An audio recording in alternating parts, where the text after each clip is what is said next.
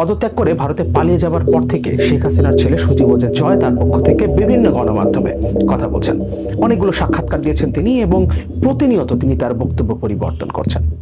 সর্বশেষ রয়টার্সে দেওয়া সাক্ষাৎকারে তিনি দাবি করেছেন শেখ হাসিনা বাংলাদেশ থেকে পালিয়ে যাবার আগে পদত্যাগ করেননি, তিনি এখনো বাংলাদেশের বৈধ প্রধানমন্ত্রী।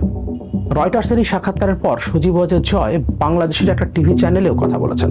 চ্যানেল 24-এ তিনি যে সাক্ষাৎকার দিয়েছেন সেখানেও তিনি একই কথা বলেছেন, শেখ হাসিনা এখনো বাংলাদেশের বৈধ প্রধানমন্ত্রী। শেখ হাসিনা দেশ থেকে পালিয়ে যাওয়ার পর সজীব ওয়াজেদ জয় প্রথমে জানিয়েছিলেন তার মা আর রাজনীতিতে ফিরবেন না এবং বাংলাদেশের জনগণের প্রতি তাদের আর কোনো দায়বদ্ধতা নেই।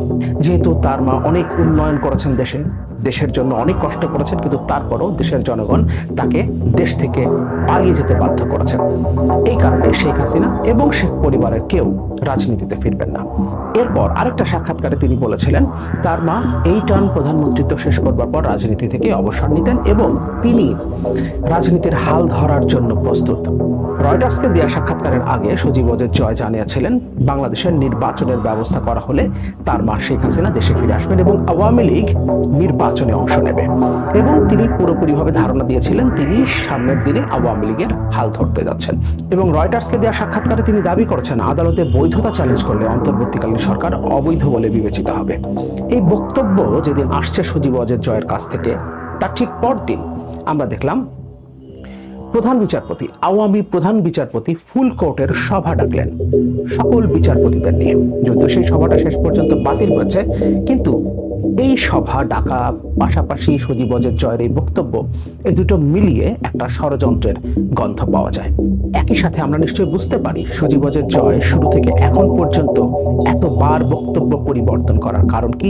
এর পেছনে কেউ একজন কাজ করছে, কোনো বৃহৎ ষড়যন্ত্রের অংশ হিসেবে সজীব ওয়াজেদ জয়কে সামনে রেখে এই কাজগুলো করানো হচ্ছে।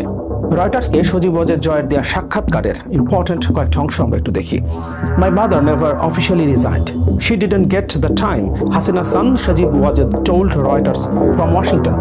ওয়াশিংটন থেকে তিনি দাবি করেছেন তার মা রিজাইন করেননি অফিসিয়ালি, কারণ তিনি সময় পাননি। She had planned to make a statement and submit her resignation, but then the protesters started marching on the Prime Minister's residence, and there was no time. My mother wasn't even packed. As far as the constitution goes, she is still the Prime Minister of Bangladesh. তার মা শেখ হাসিনা একটা statement prepare করতে চেয়েছিলেন এবং officially resignation জমা দিতে চেয়েছিলেন, কিন্তু তার হাতে সময় ছিল না, কারণ গণভবনের উদ্দেশ্যে ইতোমধ্যেই আন্দোলনকারীরা রওনা করেছিলেন এবং তার মা তার প্রয়োজনীয় জিনিসপত্র সাথে নিতে পারেননি এবং তিনি দাবি করছেন বাংলাদেশের কনস্টিটিউশন অনুযায়ী তার মা এখনো বাংলাদেশের প্রধানমন্ত্রী। He said, though the president had dissolved parliament after consulting with military chiefs and opposition politicians, the formation of a caretaker government without the prime minister actually formally resigning can be challenged in court. তিনি বলছেন যেভাবে president সংসদ ভেঙে দিয়েছেন এবং যে প্রক্রিয়ায় অন্তর্বর্তীকালীন সরকারটা গঠিত হয়েছে সেটা কোর্টে যে কোনো সময় চ্যালেঞ্জড হতে পারে, কারণ একই কথাই তার মা অফিসিয়ালি রিজাইন করেননি।